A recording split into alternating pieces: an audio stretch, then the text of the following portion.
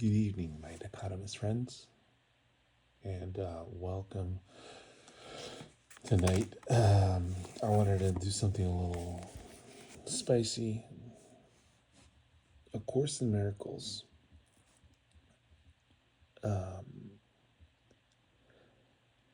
These are one of this one I verified. I did mention this was going to be spicy, right? This is one of the books that, in my opinion,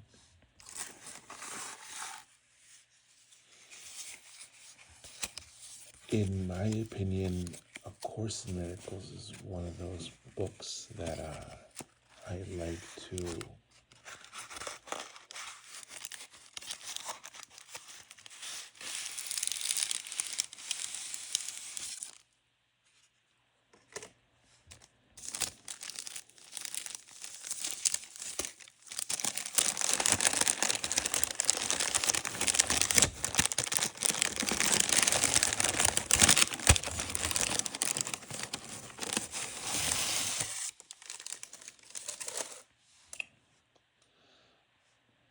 A Course in Miracles is one of those books that I like to call divinely inspired. Yes, I said that right. Divinely inspired. Just like the Bible, just like many other holy books out there. The difference between this, and there's a reason why I only mentioned the Bible, and the reason is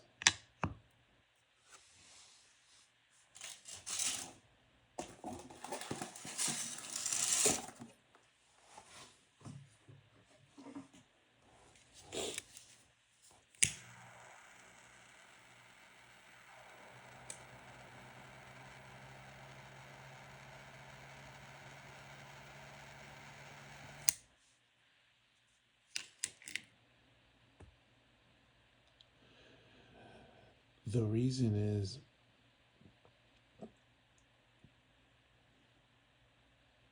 the Bible, at least in the Western Christianity, has been taken a different mind of its own. Western philosophy and Eastern philosophy are completely different. But A Course in Miracles was written, and I don't like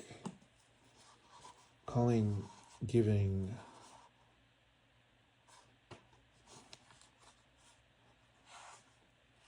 authorship to holy books to a specific person, just because it seems to me that when you give authorship to holy books to a specific person, you start to dance in dangerous territory. But in this case, there's a story behind it. We are 2,000 years away from authorship. And Helen Schucman wrote this book under divine inspiration. She wrote it the same way a lot of us, and by a lot of us, I mean when you do writing and you allow your divine to write. And it's a writing that goes beyond your own authorship. And A Course in Miracles is one of those. And tonight we're going to read a couple of pages from that book.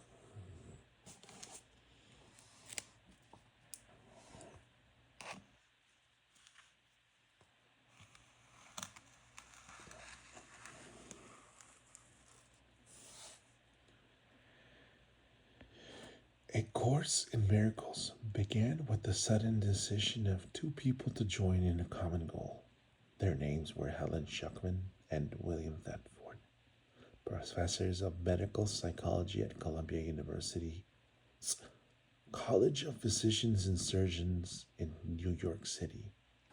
It does not matter who they were, except that this story shows that with God, all things are possible.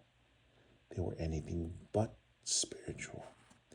Their relationship with each other was difficult and often strained, and they were concerned with personal and professional acceptance and status. In general, they had considerable investment in values of the world. Their lives were hardly in accord with anything that the Course advocates. Helen, the one who received the material, describes herself: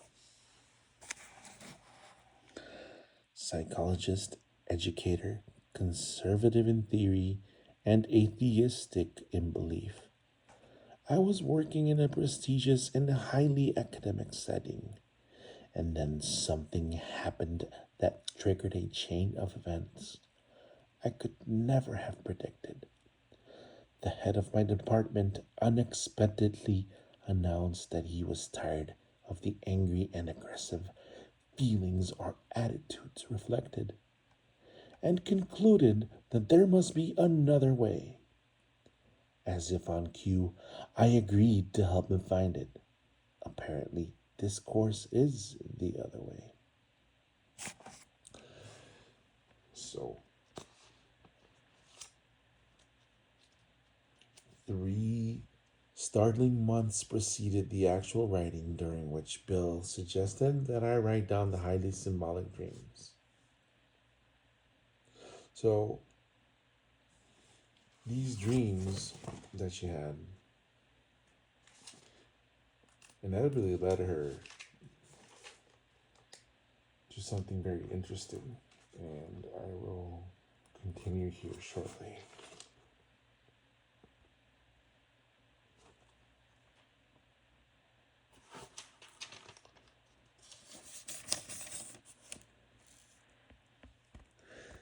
Descriptions of the strange images that were coming to me. Although I had grown more accustomed to the unexpected by that time, I was still very surprised when I wrote, "This is a Course in Miracles." That was my introduction to the voice. It made no sound, but it seemed to be giving me a kind of rapid inner dictation which I took down in a shorthand notebook. The writing was never automatic. It could be interrupted at any time and later picked up again. It made me very uncomfortable. But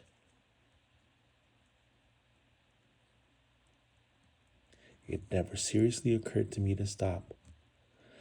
It seemed to be a special assignment I had somehow, somewhere agreed to complete. I represented a truly collaborative venture between Bill and myself, and much of its significance, I am sure, lies in that. I would take down what the voice said and read it to him the next day, and he typed it from my dictation. I expected he had his special assignment too. Without his encouragement and support, I would never have been able to fulfill mine. The whole process took about 7 years. The text came first, then the workbook for students, and finally the manual for teachers. Only a few minor changes have been made. Chapter titles and subheadings have been inserted in the text, and some of the more personal references that occurred at the beginning have been omitted. Otherwise, the material is substantially unchanged.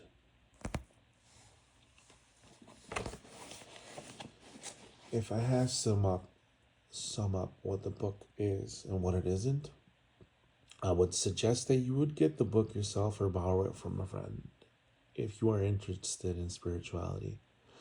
However, the reason why I mentioned that this book was spicy is because it introduces a different way of looking at the Bible. In my opinion, a more genuine way, more akin to the original thought of, again, my opinion, what the Christ wanted to instill in humanity. And by Christ, I mean Jesus. he wanted to tell everybody, that's what the good news was, the gospel of the good news. Like Alan Watts said, like, did he forget it? And he was joking, obviously, but the good news of the kingdom was, that you are all sons of God. There is a divinity in each and one of us. Unfortunately, the Bible was used as a tool, and always has been, for control. And a lot of the beautiful aspects of that book have been twisted and used to harbor hate, to gain control, to stir minds, to set heads against each other. Much like a finger, we are lost in focusing on it and calling it something that, what is it in the definition? But we're so caught up in the finger that we don't realize that it's pointing to a larger truth. And this book, this Course of Miracles, explicitly tells you at the beginning, and I'm going to jump to that, and this is very important. If you understand this, then you really don't need to understand anything else from the book.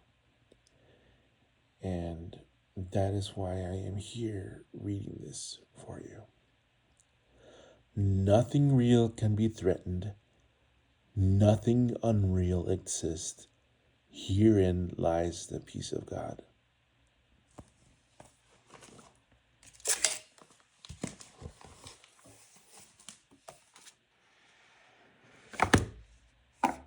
Nothing real can be threatened.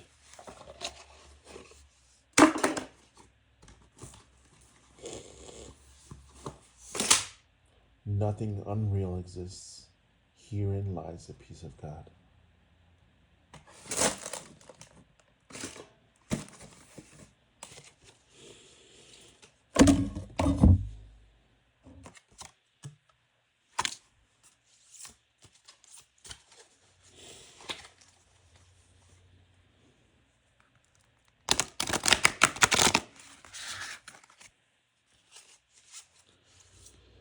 Nothing real can be threatened. Nothing unreal exists. Herein lies the peace of God.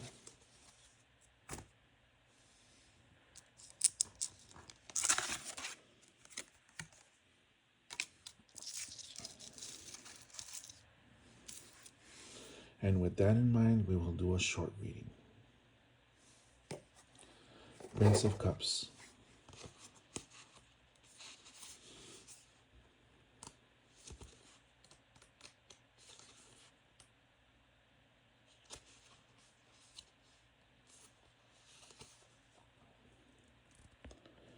Prince of Cups. I will allow you to look at the imagery first, and I will read the meaning as you focus on the imagery. And this is upright.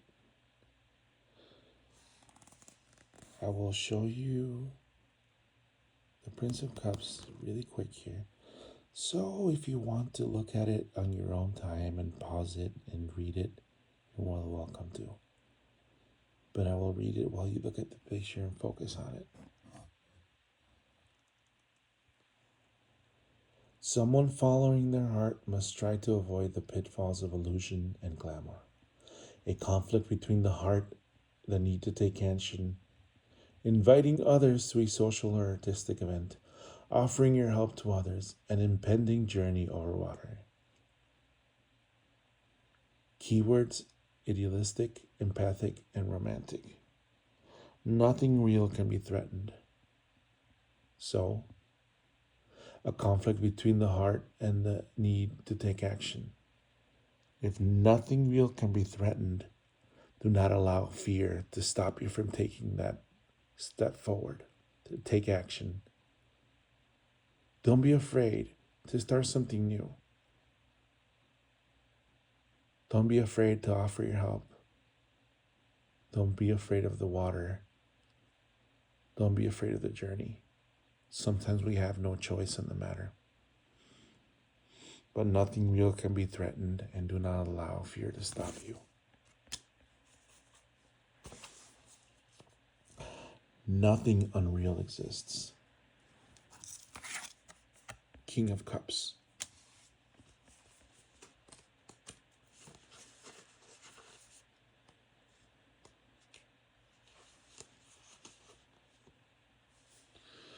I will allow you to see the picture, the meaning, if you want to pause it and look at it at your own discretion, just so you can see the reverse meaning. And I will show you the imagery so you can see and focus on the details. Tolerant, sincere, compassionate are the keywords. And the meaning, a spiritual, therapeutic, or cultural project, music and the performing arts, publishing, artistic endeavors and exhibitions. Nothing unreal exists. Nothing unreal exists.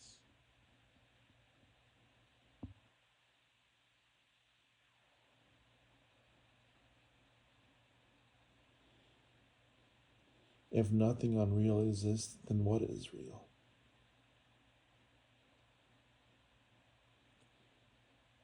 Music, art, a spiritual, therapeutic, or cultural project.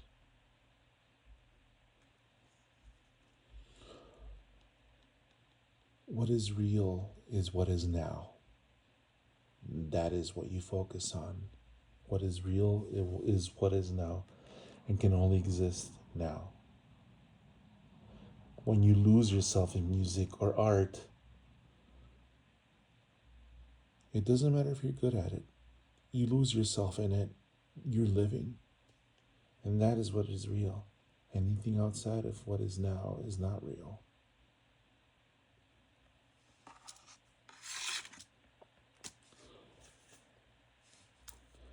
Herein lies the peace of God.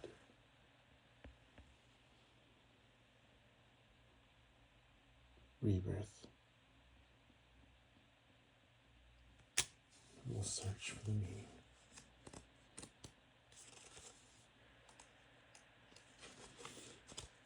Major Arcana.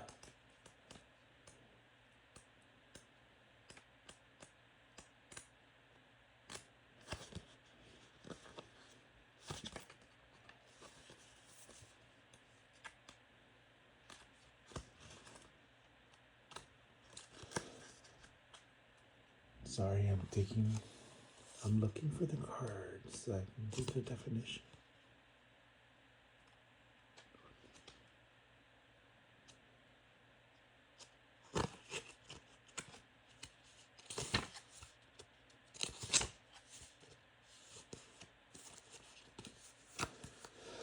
The Major Arcana cards have a little bit more messaging to it, and so we will continue. I will show you the picture so you can see it. These have a little bit more thoroughness, so I will show you the meaning here. The message. You hear the call and awaken to the new light of day. You have entered the darkness and drunk of the cup of silence. You have chosen life and emerged reborn. Keywords. Following a call, new directions, renewal, transformation, decision making.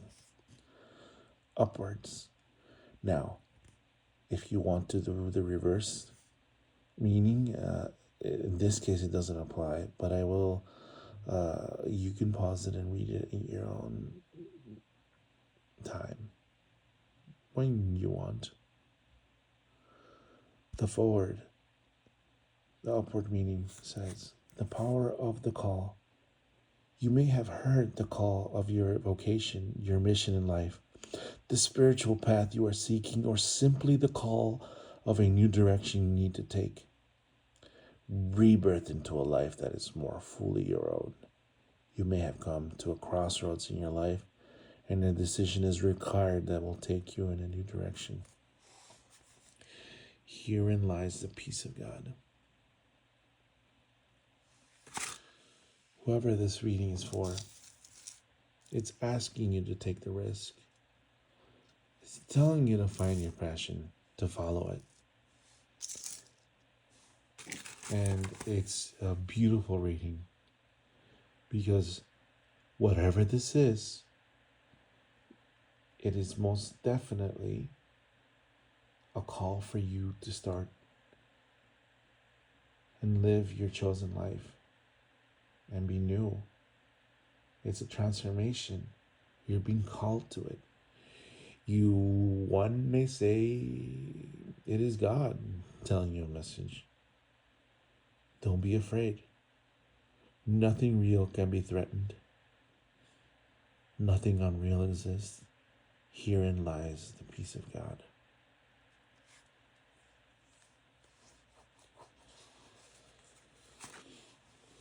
This reading is a reading for each one of you to reflect on what it is that you want out of life, to seek deep within you and find that passion. But this specific one is saying that you already know what that is. You already know what brings you joy. You've already gone through the coals, as it were. I won't tell you exactly what the rabbit represents. If you want to know more, look it up. The Rabbit and Rebirth. It's a very interesting read. You're being called to be true to self, that divinity within you. Don't be afraid. Take that trek. Do what you like.